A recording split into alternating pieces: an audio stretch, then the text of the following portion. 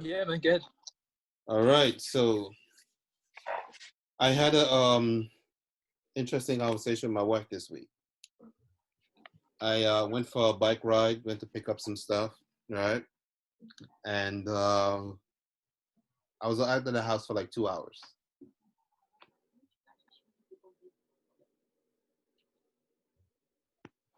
Was out of the house for like 2 hours, and then came home. Smith, she's telling me, "Hey, your son was he was worried about you." I'm like, "Worried?" He's like, "Yeah, you were gone for a while, so he thought the police you know like they said he like thought the police would have surrounded me and beat me up." I was like, "Whoa." So shortly after that, I heard this whole thing that came out talking about defunding the police. And I want to talk to you guys and like find out how you guys feel about that, because me personally, I don't think it's a good idea. you know um Everybody's entitled to their own opinions, of course, but from my perspective, yes, they do need training, as far as mental health and as far as dealing with the community better and stuff like that. They definitely need that training. However, I don't think defunding them is a good idea, because if they don't have the resources to serve and protect, how are they going to do their jobs? So I want to kick it off with Mike, and tell me, like, how do you feel about that? Like, once you heard them say, talk about defunding the police, what was your opinion on that? Hmm. Yeah, when I initially heard defunding the police, I took it as a whole, just cutting funding altogether, and I'm just like, that doesn't sound wise at all. But the way they basically spoke about it was more so not cutting funding altogether or just eradicating a police force, but rather reducing the funds allocated toward the police force. I guess in some cases to put it elsewhere, right? Um, so I think defunding the police might not be the best way to go about it, especially not in the immediate, just like right now with everything going on. I think what should happen, I think, is along the lines of what you said about training. I think the same way, I undergo training working with the young men I do. I think those are some of the same kind of trainings they need to go through. Looking at the population that they're working with, that they're in the areas that they're policing. I think they need to do like more, I hate to put it this way, but racially sensitive training and things of that nature. Um, all police officers, I think, should undergo some kind of training that helps them to better be able to not only navigate, but better be able to interact and speak with those in the environments they're policing. I think one of the biggest issues is a lack of just the kind of communication between us and police officers. Um, but yeah, that's my thoughts on it. I think defunding the police might not be the best way to go about this. Um, I think it sounds good in in heat of everything that's going on right now, but I think Definitely does. better, yeah. But I think money can be better spent just in giving them trainings, and maybe I would say even looking at the use of lethal force. I think that's something I think should have been looked at for a very long time now that hasn't been given much thought. Um, yeah. So do So you think it should be more outreach, because they do have a community affairs department that hmm, go out to churches and go into the community, and they have these and they interact with the youths and the men and the women in the community, right? And they interact with the youth, with the leaders, hmm, so it's not that there's a lack. I don't think there's a lack of outreach. So are you saying that the community affairs department needs to get more training, or the police officers who are on the streets policing get the training. I think you bring up a good point. I wasn't aware they had a community affairs division. I think both should undergo the same kinds of training, but I think the community affairs division, if this is something that's possible, I think they should also be able to take a kind of training where they can then go to police officers who are on the front lines and be able to kind of equip them to be able to interact with the community better. Because I think there has to be a level of communication that we don't see now. I think that's really what's lacking, what's missing. But I think, maybe they could stand to do more in regards to, just the community affairs division, and maybe take a second look, maybe, another look at what they have been doing, maybe what hasn't worked, or maybe what's kind of been experimental, but it's kind of been up in the air, and maybe kind of poll the community. What does the community feel are the issues between them and police, and then what can be done? I think that's the best way to go about it. If you want to change something for the better, I think you need to honestly get the opinion of the people whom it affects. Okay. What about you, Gary? Very similar to Mike's point. I think defunding sounds great during this time period. I think the Definitely biggest sounds sexy, doesn't it? Defunding, right? Sticking it to it.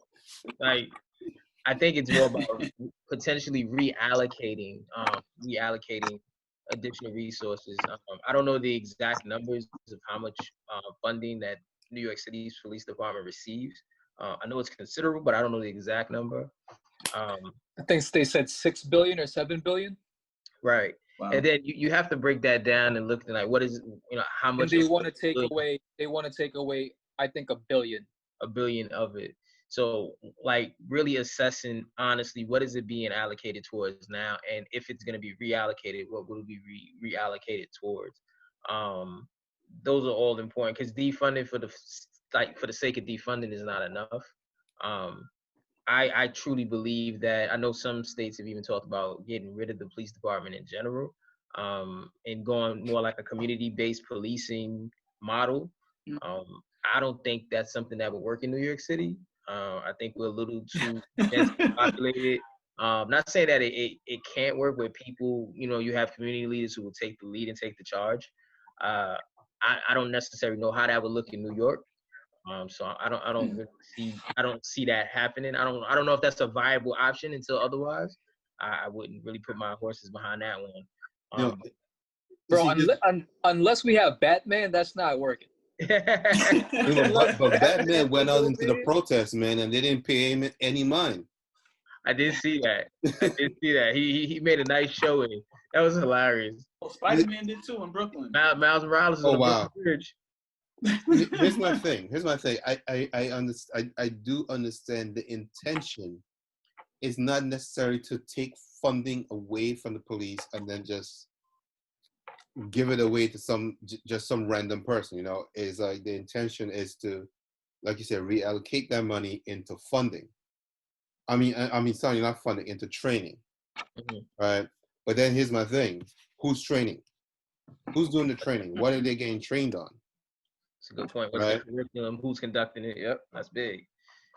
Because if you getting trained by someone that doesn't, if they're getting trained by someone that doesn't understand the angst and the frustrations that's out there, I don't think it's going to make much of a difference, right?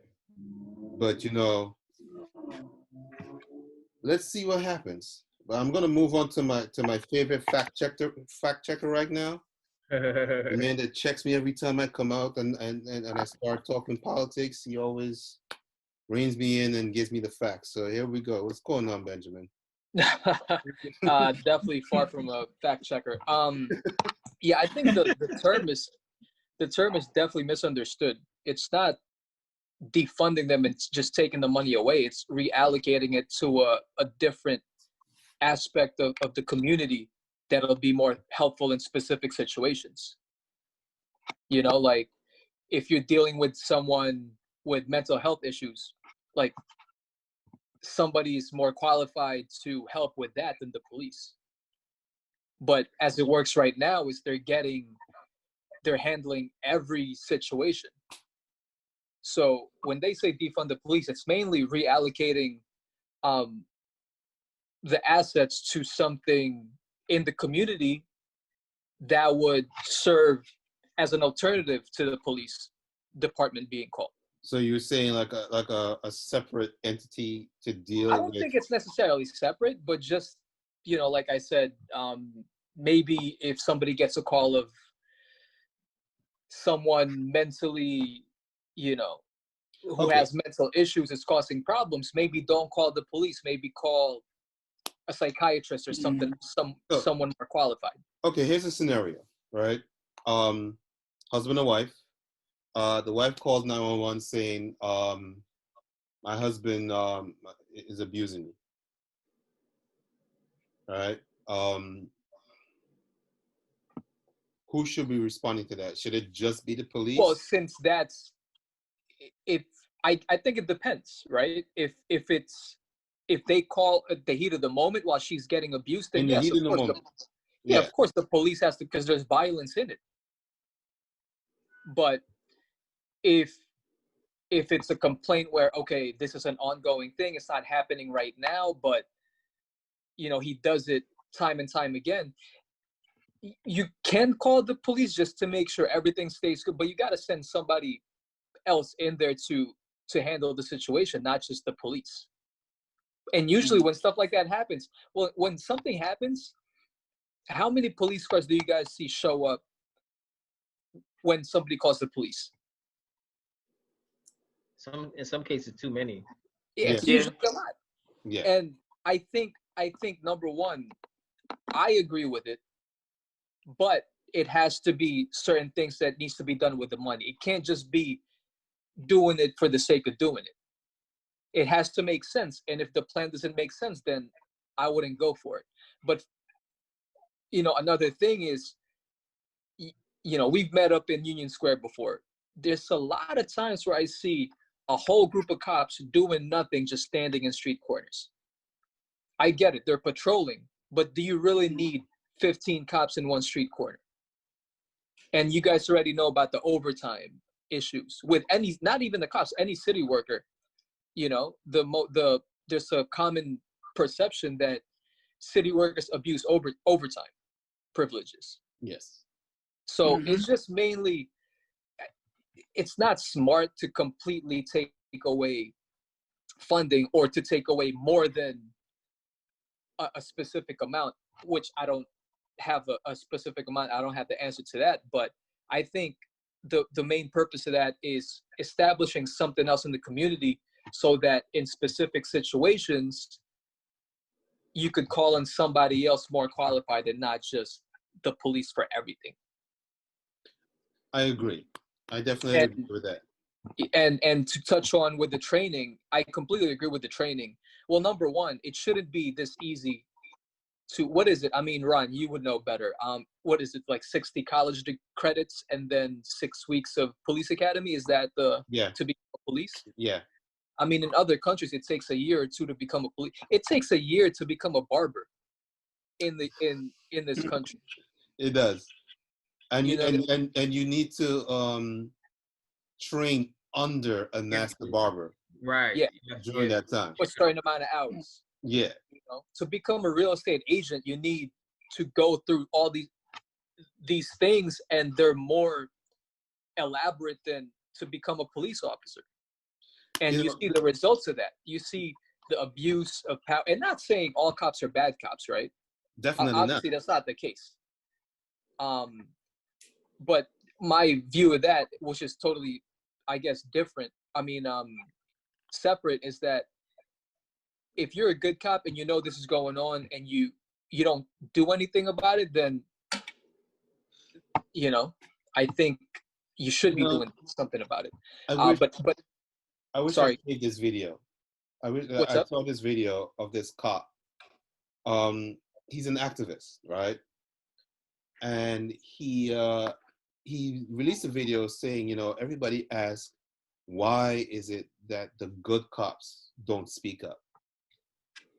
And he released the video and he's like, this is why.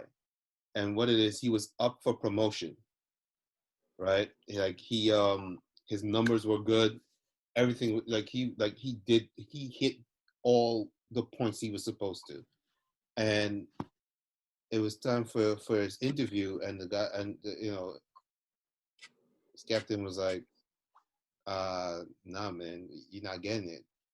And he's like, why? He's like, because and this is what he told him. He's like, your voice is too loud. Well, that's his political correct way of saying that you're too outspoken, and we can't afford to have someone like you in a high position like that. Then that's a systemic problem. It shouldn't be like that. And that was his point. It's like it's like the entire system needs to be reworked, to be overhauled. No, I agree. I agree. Needs to be reimagined and reconfigured. I think for somebody to be a cop, definitely at least 2 years of pretty much police school.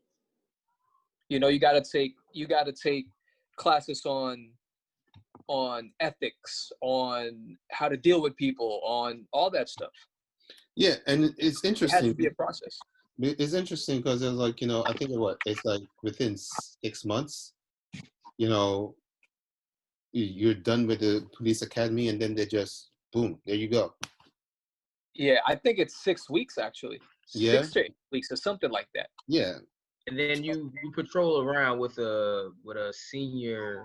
Yeah, you start off in patrol, I think, but shadowing. That's part of the shadowing process. Yeah, but that's the issue. It's so easy, and we're not gauging people's morality.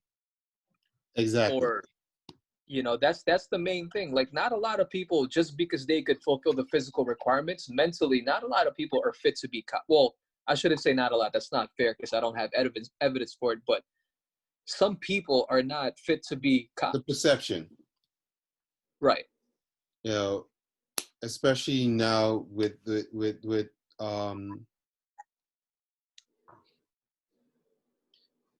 what's the word I'm looking for? Optics that we have now.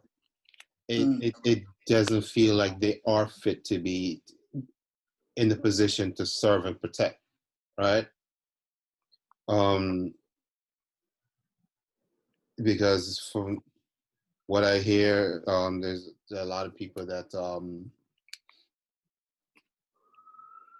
the power goes to their head sometimes, and we need to remember they're human beings. Right. They're all human beings that had a lifetime of experiences before they became police officers, right? You can become a police officer as young as 20. So yeah, once you get the proper college credits. Yeah, so you're talking about at least 15 years of experiences stuck with this person, and we have no idea what they went through. True, but that's the reason why we need not just 6 weeks of training. They need to realize that once you take that oath to protect the people, you're responsible for certain things, and there's something that comes with that. There's a level of expectation, that once you put on that uniform and you're behind that badge, right? It's like, okay, we expect you to perform and not react, but respond in a certain way, right? We expect you to take on that responsibility and own it. But I guess again, it comes back to the human factor that they're human beings. Yeah, you know what that is? That's the "I wish you would" way of thinking. They're looking for a reason. At least the perception is. Yeah. It's like, oh, I wish you would try to run so I could chase you and beat you down, or I wish you would. It's one of those things where it's like, please give me a reason so I could beat your ass without getting in trouble. And the sad thing is that's not every police officer, It's right? not. You know, It's that's not. the sad part. That's not every police officer. There's generally officers out there that want to serve and protect. And you know, at the end of the day, we forget that they want to make it home too. You know what I'm saying? And I think a lot of times we forget that, like, for those cops, for all cops, like they want to make it home too, right? And I think it's this: how do we now get to a place where we can start? We need like a time period where we can start releasing some of the tension between society, community, and police officers, because I think this vicious cycle that's happening because of the tensions, right? So as a police officer, some of them come to the scene already jacked, already ready to go, and it's like he took a Snicker bar, like it ain't, you know, like it ain't that Yeah. kind of party, right? Like the energy coming to the situation, like it's, you know, sometimes officers come into the scene tense, and then vice versa, right? As civilians, sometimes we tense up and we get into particular moods and behaviors because of our prior experiences with law enforcement. So you have like both these colliding factors happening before anything even happens, right? So I think we need an extended period of time where we can kind of like start taking some of that tension out the situation. Like I think over time, as we have more positive interactions with each other, I think it can help. But it's gonna take a long time, man, because many of us are scarred on both sides of the fence, as the protected and the protectors. You know what I'm saying? And I think that brings that unfortunately jades a lot of the situations, and a lot of things escalate before they need to get escalated. Like you know, it's like getting riled up before you get to the scene. Like, nah, man, like it ain't like that, you know. So I think there's a lot of things that need to happen on that end as well. I mean, yeah, it's definitely tough because, like you said, they want to come home too. I think it starts with communication. Number one, if people are more, if police are more out there in the neighborhoods and just talking to people, like, listen, let me explain to you what I'm doing. Maybe you could understand it. Because like, if people are shooting at police, right, robbing a bank, shooting at police officers, and that person gets shot, and the police shoots that person, is anybody going to complain? No, it's people complain. People protest because. I have a quick video that I want you guys to see very quickly.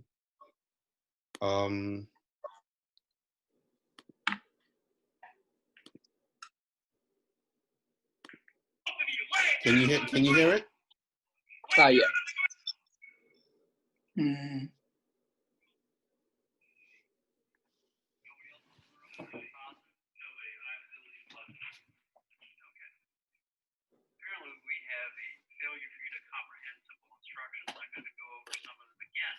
Can you both hear and understand me? Yes. All right. If you make a mistake, another mistake, there's a very severe possibility you're both going to get shot. Do you understand? Yes. I do. Yes. All right. Shut up. I'm not here to be tactful or diplomatic with you. You listen, you obey. One thing, did I tell you to move, young man? Did I tell you to put both your hands on the top of your head and interlace your fingers. Take your feet and cross your left foot over your right foot. Who else is in the room? Nobody.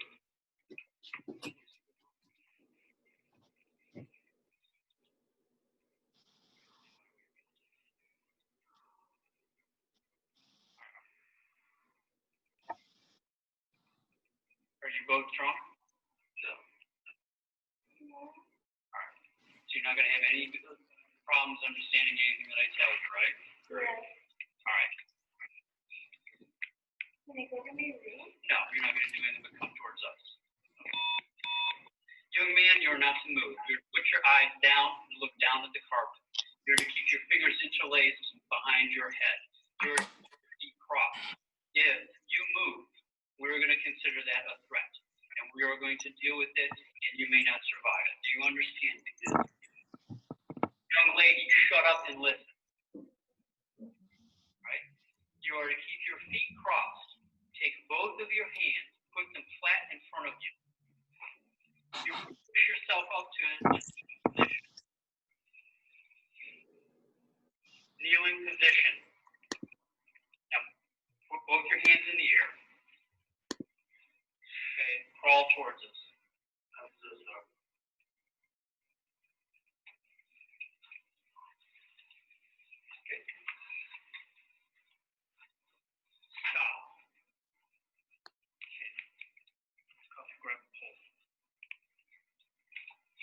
no wrist. Pull this way.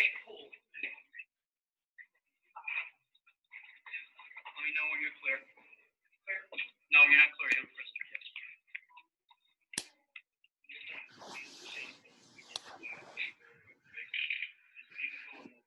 Okay, when you're doing that, lay her flat. Okay, I need one more cuff row. Okay. This is the deal. We're going to do almost like we did before. Okay, young man, listen to my instructions and do not make a mistake. You are to keep your legs crossed. Do you understand me? You are to put both of your hands palm down, straight out in front of you. Push yourself up to a kneeling position. I said, keep your legs crossed. Sorry. I didn't say there's a conversation. Put your hands up in the air. You do that again, we're shooting you. Do you understand? And listen to my instructions. Don't talk, listen. Hands straight up in the air. Do not put your hands down for any reason. You think you're going to fall, you better fall on your face. Your hands go back in the small of your back or down. We are going to shoot you. Do you understand me? Crawl towards me. Crawl towards me.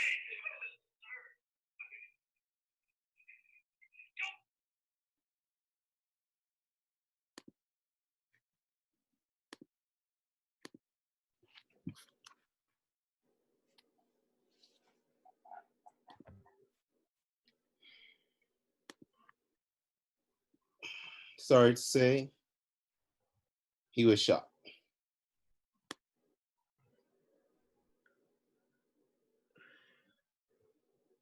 You know what's crazy? I saw that video, I think, a week or two ago, and it's so many things that's going through my head. I don't know what led up to that event, but the one thing I noticed is why. What kind of weapon does he have? Like, what kind of situation were they in that required this Metal Gear Solid Siphon filter type weapon? Like, what was happening that required? Like, did I see that right? Was that like? Yeah.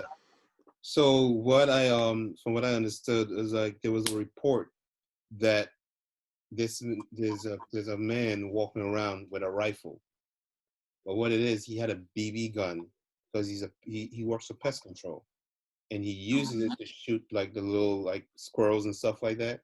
As part But it wasn't that guy. Huh? It wasn't the guy who got shot. It was the guy that got shot. Oh, he had a BB gun. He had a BB gun, not a rifle. Where was the BB gun at that point? He didn't have it on him at that moment. That's what I'm saying. Like, if there's clearly no weapon, what was the need for all of that? I think a good deal of that was like power and control dynamics.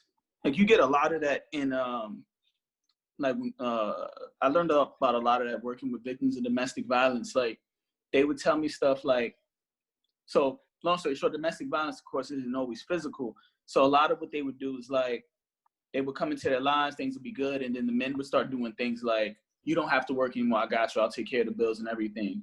Oh, you want to leave me? Oh, and we have a kid? You won't get no money. You can go wherever you want. You just won't be able to do anything. And like, I referenced that because a lot of what I saw in that video looked like power and control dynamics. Like he's coming into the situation. He's already a figure of authority because he's a police officer. And then second to that, he has a weapon. So he has life and death in his hands, essentially. And then he's like, cross your legs. The guy gets up, both hands in the air. How did you even notice his legs were uncrossed at that point? Like even from where you were standing at. And then why was that important?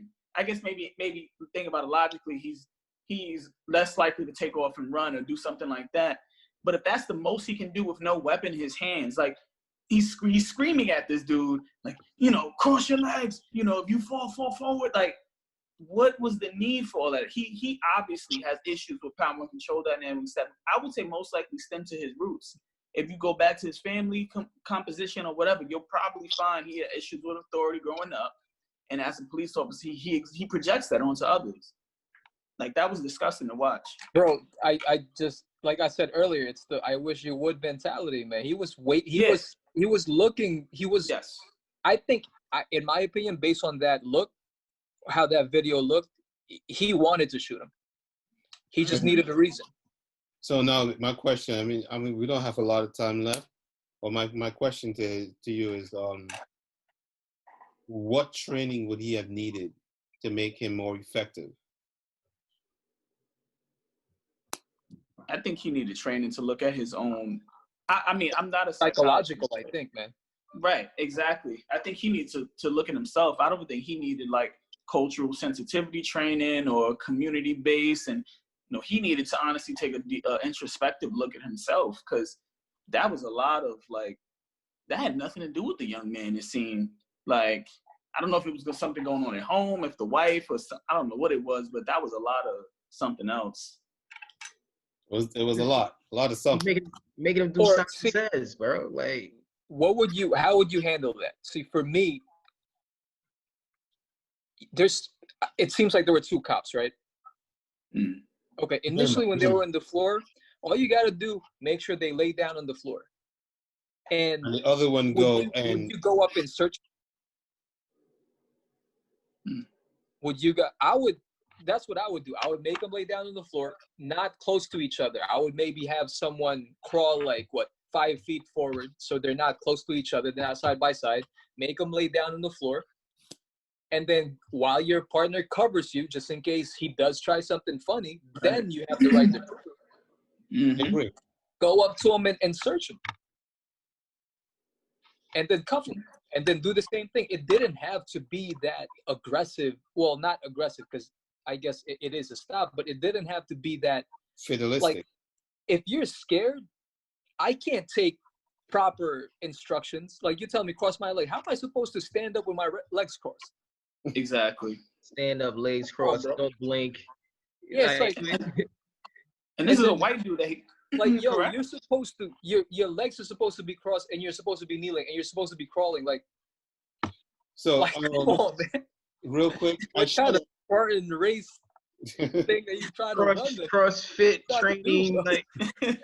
So I showed that video for us. I think we're all on the same page. Whereas, the training is not just for it's not just a racial thing. Whereas, it's because black men are being killed. It's not just black men are being killed. Like, everybody's being killed. Everybody's being killed. Like it this needs to happen across the board, and you just need to get training. Period. Yeah. And I think that's what people who are opposed to the movement don't understand. Mm. I get you. I think Benjamin, I think you're gone, man. Your video's out. Yeah, we can't hear you. We lost Ben. All right. Well, we're about to lose this in the next 3 minutes. 3 minutes. 3 minutes. But yeah, man, there was so many things wrong with that situation, man. Like so many things wrong with that. I'm looking weapon of choice. I get it. It was a situation where he couldn't, based on what was told to him, I guess that was the weapon of choice. I don't know. I'm not a police officer, but that still seems excessive. Yes. It still seems excessive. Right. He has a rifle, not a semi-automatic weapon. Supposedly. Like, this is still crazy to me. And like his aggression, like, how do you fix aggression? How do you fix someone who comes to the scene like that? I think training needs to be done. And we also know that training is also as good as the person taking the training and as good as the person administering the training, right? There's many trainings that we go through in our organizations that shortly thereafter the training, someone easily does the opposite of the training, right? The company says they did the training, but it's only as good as the person who takes the training and who's administering it as well. Especially public safety. So, all right. So we're gonna have to wrap this up, but we can always sign back on and finish up the conversation. But man,